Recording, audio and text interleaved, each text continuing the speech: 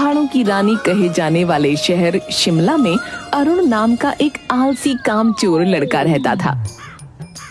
अरे ओ कामचोर, अरे जरा घड़ी तो देख, 11 बज चुके हैं और तू अभी भी बिस्तर में ही पड़ा है? अरुण रुद्र सिंह की बात को अनसुनी करके फिर से करवट बदलकर सो जाता है। मैं तो तंग आ गया हूँ इस लड़के से, रोज रोज इसकी कामचोरी बढ़ती ही जा रही है। पानी की बाल्टी लेकर अरुण के ऊपर डालता है।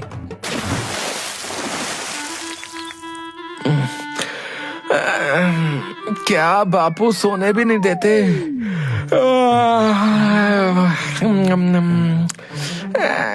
11 ही तो बजे हैं और वैसे भी मैं उठकर कौन सा तीर मार लूंगा। अरे इसीलिए तो उठा रहा हूँ कि आज तुझे भी मैं मेरे साथ काम पर ले जाकर ही रहूंगा। क्या काम? और मैं? आपका दिमाग तो ठिकाने पर है। और वैसे भी बाप के होते हुए बेटा काम करे शोभा देता है क्या? अरे मेरी फूटी किस्मत, अरे तेरे जैसा बेटा मिलने से तो अच्छा था कि मुझे कोई औलाद ही ना होती। सिर्फ मुझे पता है कि मैं तुझे कैसे झेलता हूँ। अरे तो आपको कहा ही किसने मुझे झेलने के लिए? बताओ।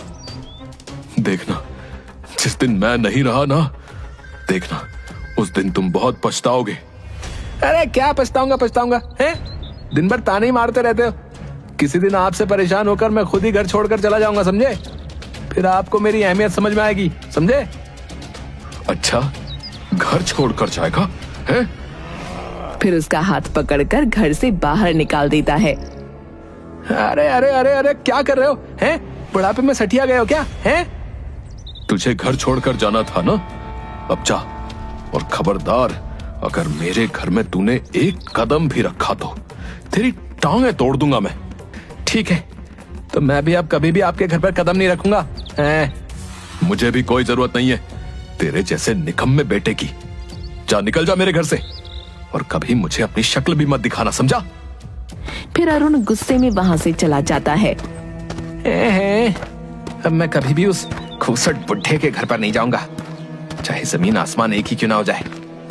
अब मैं इतनी दूर चला जाऊंगा कि वो बुढ़ा चाहे तो भी मुझे नहीं ढूंढ पाएगा। पर उन्हें मेरे होने ना होने से क्या फर्क पड़ता है? उन्हें तो अपने काम से ही मतलब है। और वैसे भी मैं अब तंग आ चुका था उनकी रोज रोज की चिक चिक से। अच्छा ही हुआ उन्होंने मुझे घर से बाहर निकाल दिया, नहीं तो किसी दिन मैं ही भाग जाता। अरुण चलते चलते गांव से कुछ दूर जो पहाड़ी थी वहां पर पहुंच जाता है और एक पेड़ के नीचे जाकर बैठ जाता है। आहा, क्या नजारा है। अब मैं बस यहाँ आराम कर सकता हूँ और मुझे कोई भी परेशान नहीं कर सकता। फिर अरुण उस पेड़ के नीचे सो जाता है। थोड़ी देर सोने के बाद उसे भूख लगती है और तभी पहाड़ी पर उसे कुछ लोगों की आवाज सुनाई पड़ती है। ओ तेरी, ये लोग यहाँ मेरी नींद खराब करने क्यों आए हैं? और इतने सारे लोग। अरे भाई, अरे ओ भाई, तुम यहाँ क्या कर रहे हो?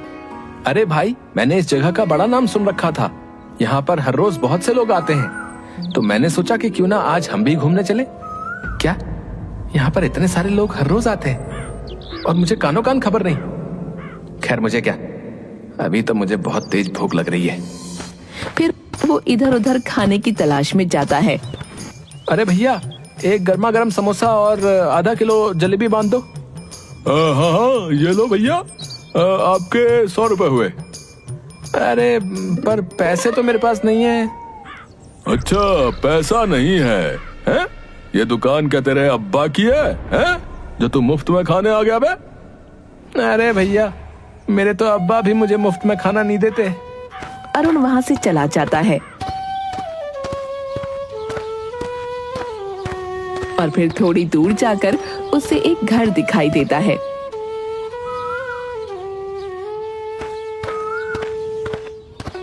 अरे भाई, कुछ खाने को मिलेगा क्या?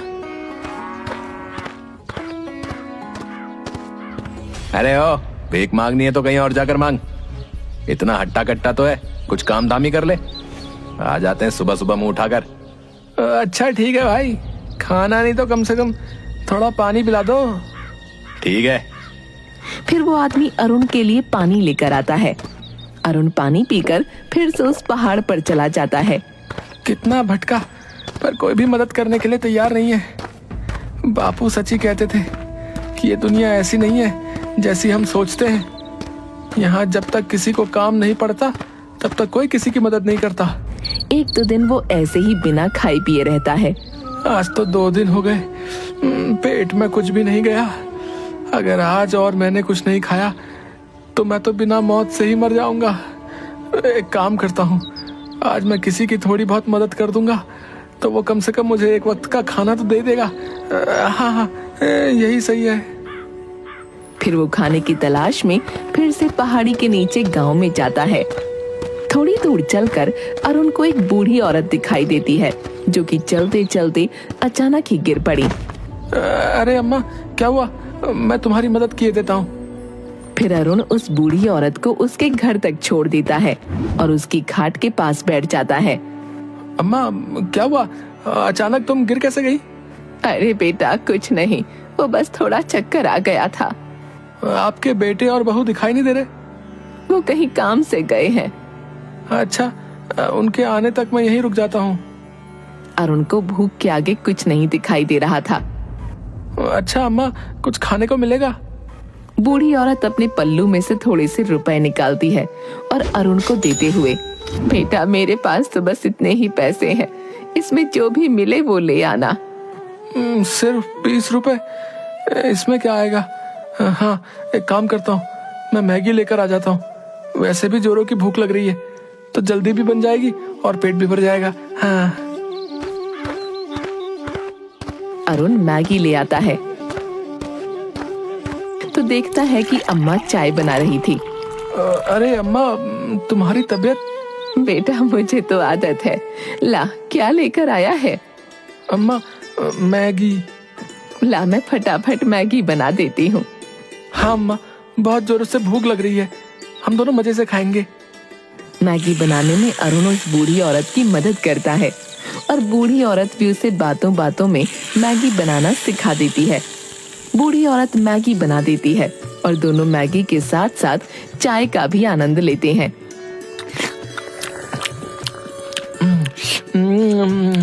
अरे वाह अम्मा, क्या मैगी बनाई है। ऐसी मैगी तो मैंने आज तक नहीं खाई। फिर दोनों मजे से चाय और मैगी खाते हैं। अरुण एक दो दिन उस औरत के पास रहकर उसकी सेवा करता है। अगले दिन, अच्छा अम्मा, अब आप ठीक तो है ना? हाँ हाँ बेटा, अब मैं बिल्कुल ठीक हूँ। अच्छा तो अम्मा, अब मैं चलता हूँ। रुक जा बेटा, जाने से पहले मैं तुझे कुछ देना चाहती हूँ। क्या अम्मा? औरत उसके संदूक में से एक डिब्बा निकालती है। ये ले बेटा, इसमें एक खास तरह का जादू मसाला है। इसे बस चुटकी भर किसी भी व्यंजन में डालेंगे तो उसका स्वाद 4 गुना बढ़ जाएगा।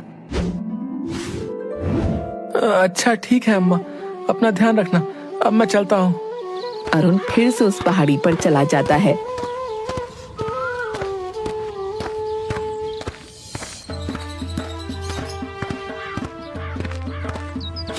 आहा, इसमें से तो बहुत ही अच्छी खुशबू आ रही है, पर इतने मसाले को लेकर क्या मैं ढाबा खोलूंगा?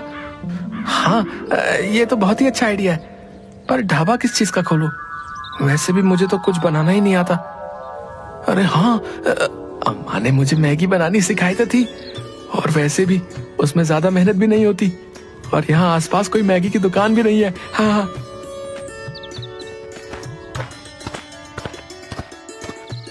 फिर अरुण अपने हाथों की चांदी की अंगूठी बेच देता है।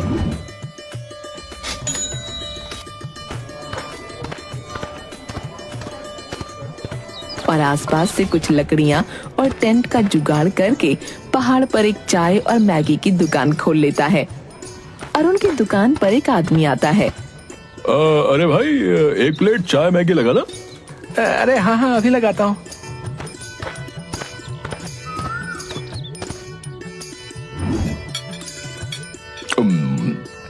अरे वाह भाई, कुछ भी कहो, पर ऐसी जगह पर चाय और मैगी खाने का तो मजा ही अलग है। हाँ। एक दो दिन तो उसकी दुकान अच्छे से चलती है, पर तीसरे दिन अचानक बहुत तेज हवा चलने लगती है और उसका टेंट उड़ जाता है। अरे अरे अरे मेरा टेंट। फिर अगले दिन वो ऐसे ही खुले आसमान में अपनी दुकान डाल लेता है। अब हवा आए तो आने दो, मुझे कोई फिक्र नहीं, ना टेंट उखड़ने की समस्या और ना ही कुछ।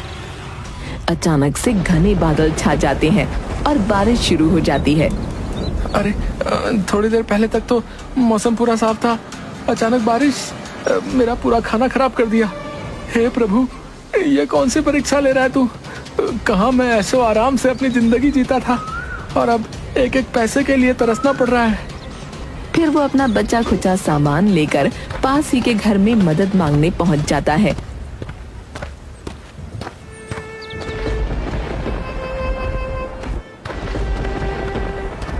अरे भाई साहब, मुझे बारिश बंद होने तक क्या आप अपने घर में जगह दे सकते हैं? अरे हाँ भाई, क्यों नहीं। अरुण उस आदमी के घर में आ जाता है।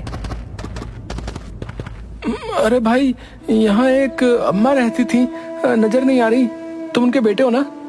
हाँ हाँ भाई, पर तुम उन्हें कैसे पहचानते हो? कुछ दिन पहले उनकी तबीयत खराब हो गई थी, तो मैं एक दो दिन उन्हीं के पास रहा था। अच्छा, तो वो तुम ही थे जिसने मेरी माँ का इतना ध्यान रखा था। गांव वालों ने मुझे बताया तो था। हाँ, कहाँ है अम्मा? मुझे उन्हें कुछ बताना है, और उनकी तबीयत तो ठीक है ना? अम्मा, ओ अम्मा। अब तुम चाहकर भी उन्हें कुछ नहीं बता सकते। कुछ दिन पहले ही उनका देहांत हो गया। क्या देहांत हो गया? मैं किसी काम से बाहर गया था और जब वापस आया तो अगले दिन ही अम्मा की तबीयत बहुत ज्यादा खराब हो गई और आसपास के लोगों ने मुझे तुम्हारे बारे में बताया था। मैंने तो सोचा ही नहीं था कि मैं तुमसे मिल भी पाऊंगा या नहीं। पर तुम यहाँ पहाड़ी पर क्यों रहते हो और कहां से आए हो? अरे वाह, आइडिया तो तुम्हारा बहुत अच्छा है। वैसे भी यहाँ पर बहुत से लोग आते जाते रहते हैं और आसपास कोई मैगी की दुकान भी नहीं है, तो दुकान तो तुम्हारी बढ़िया चलेगी। तभी उस आदमी की छोटी सी बेटी वहाँ आ जाती है। पापा पापा, मुझे भी मैगी खानी है। अरे बेटा, अब इतनी बारिश में मैं तुम्हारे लिए मैगी कहाँ से लेकर आऊं? अरे भाई साहब, मेरे पास जो है थोड़ी सी मैगी बची है, आप इस बच्ची को वो खिला दीजिए। पापा, आप भी खाकर देखिए। फिर वो लड़की अपने पापा को भी मैगी खिलाती है। अरे वाह, ऐसी मैगी तो मैंने आज तक कभी नहीं खाई। अरे भाई, अब तो तुम्हारे यहाँ मेरे रोज ही आना जाना होगा।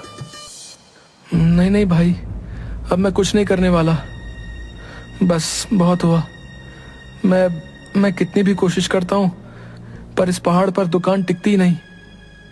अरे नहीं भाई, मैं सच कहता हूँ, ऐसी मैगी तो पूरे शहर भर में नहीं मिलेगी। तुम कहो तो मैं तुम्हारी कुछ मदद कर देता हूँ। वैसे भी तुमने मेरी माँ की बहुत सेवा की थी। वैसे बात तो सही है, अगर मैं मैगी की दुकान नहीं खोलूंगा तब भी मुझे कोई ना कोई काम तो अपने लिए ढूंढना ही पड़ेगा, और इतनी ज्यादा मेहनत ना बाबा ना। एक काम करता हूँ, इसकी बात मानकर पैसे ले लेता हूँ और एक छोटी सी दुकान खोलकर अपना काम आगे बढ़ाता हूँ। ठीक है भाई, पर तुम्हें मेरी दुकान पर अपनी बेटी को लेकर हर रोज आना पड़ेगा। अरे नहीं भाई, अगर रोज रोज इसे लेकर आया तो इसकी आदत खराब हो जाएगी। और दोनों हंसने लगते हैं। फिर अरुण उसकी मदद ले लेता है और कुछ ही दिनों में एक छोटी सी दुकान तैयार कर लेता है। धीरे धीरे उसकी दुकान अच्छी खासी चलने लगती है। पहाड़ी पर आने वाले लोग उसके हाथों की चाय और मैगी खाए बिना नहीं जाते। एक दिन अरुण की दुकान पर कुछ आदमी आते हैं। अरे भाई, एक मैगी और चाय लगाना। मैं बहुत दूर से तुम्हारी दुकान की तारीफ सुनकर आया हूँ। अरुण बूढ़ी औरत के दिए हुए जादुई मसाले से मैगी बनाता है। अरे भाई, खुशबू इतनी अच्छी आ रही है तो सोचो कि मैगी कितनी अच्छी होगी, है? फिर अरुण सभी को मैगी देता है। अरे वाह भाई, जितना सुना था ये मैगी तो उससे भी ज्यादा स्वादिष्ट है भैया। अगले महीने मेरी बेटी का बर्थडे है, तो मैं उसके जन्मदिन पर भी तुम्हारे हाथ की मैगी का स्टॉल लगवाऊंगा। हाँ। अरुण खुश हो जाता है। कुछ दिनों बाद अम्मा का बेटा भी अरुण की दुकान पर आता है। अरुण उसे देखकर तुरंत पहचान जाता है। अरे भाई साहब, अपने हाथों की गर्मा गर्म एक प्लेट चाय मैगी लगाना। वो गुड़िया तो आज जिद पर ही अड़ गई थी कि उन अंकल के हाथों की मैगी ही खानी है, तो क्या था, फिर मैं ले आया उसे। अरे अच्छा किया भाई साहब, वैसे भी बहुत दिनों से मैं आपसे मिलने की सोच रहा था। अरुण उस आदमी को चाय और मैगी देता है। अरे अरुण भाई, ये तो और भी ज्यादा लाजवाब है। फिर अरुण उस आदमी को उसके पैसे लौटा देता है। ये लो भाई तुम्हारी अमानत, धन्यवाद। अगर उस दिन आप मेरी मदद नहीं करते तो मैं यहाँ तक नहीं पहुँच पाता। अरे भाई, इसमें धन्यवाद की क्या बात है? आपने मेरी माँ की इतनी सेवा की, तो इसके आगे तो मेरी मदद कुछ भी नहीं। अरुण की दुकान अब आसपास के गांव में फेमस हो गई थी। उसने अब अपनी दुकान में अलग अलग तरह की मैगी बनाना शुरू कर दी थी और धीरे धीरे करके उसने एक ढाबा बना लिया। और अब उसने अपनी मदद के लिए कुछ आदमी भी लगा लिए थे। एक दिन कहाँ मेरी जिंदगी बिल्कुल निकम्मे जैसी थी और आज मैं एक ढाबे का मालिक हूँ। बापू सही कहते थे, पर अब उनके सामने जाने की हिम्मत ही नहीं होती। पर सच में उनकी बहुत याद आती है। थोड़ी देर बाद जब वो ढाबे में कुछ लोगों को मैगी और चाय दे रहा था, तब वो कुछ लोगों की बातें सुनता है। अरे भाई, सुना तूने? पास के मंदिर में एक आदमी और औरत अपने बेटे को वापस पाने के लिए 4 दिनों से भूखे प्यासे ही पड़े हैं, बेचारे कहीं के। अरे भाई, काहे का बेचारा है? पहले तो उसने खुद ही अपने बेटे को घर से बाहर निकाल दिया और अब उसे ढूंढने के लिए मन्नत मांग रहा है। अरे भाई, पर सुना है कि वो लड़का कोई कामकाज नहीं करता था, हैं? इसीलिए गुस्से में आकर उसके बाप ने निकाला था। कहीं पिताजी तो। अरुण दौड़ता हुआ उस मंदिर में जाता है।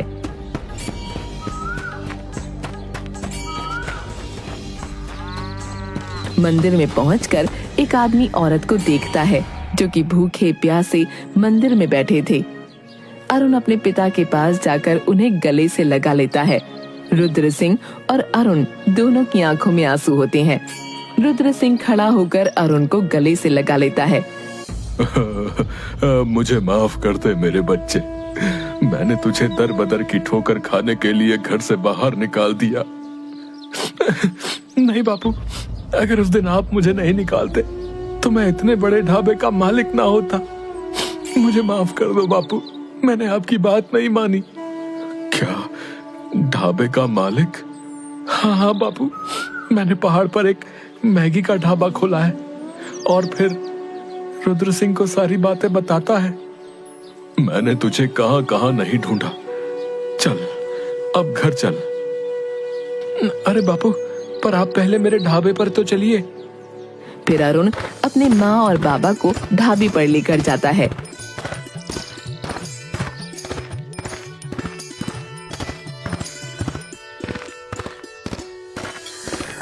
अरे वाह बेटा, इतना बड़ा ढाबा, ये तेरा है क्या? हाँ बापू, हाँ, ये मैंने अपनी मेहनत से खड़ा किया है। मुझे हर पल आपकी बहुत याद आई। फिर रुद्र सिंह अरुण को गले से लगा लेता है। मुझे तुझ पर गर्व है मेरे बच्चे। अब चल, घर चल। तेरे बिना घर जैसे काटने को दौड़ता है। हाँ, देख कितना दुबला हो गया है।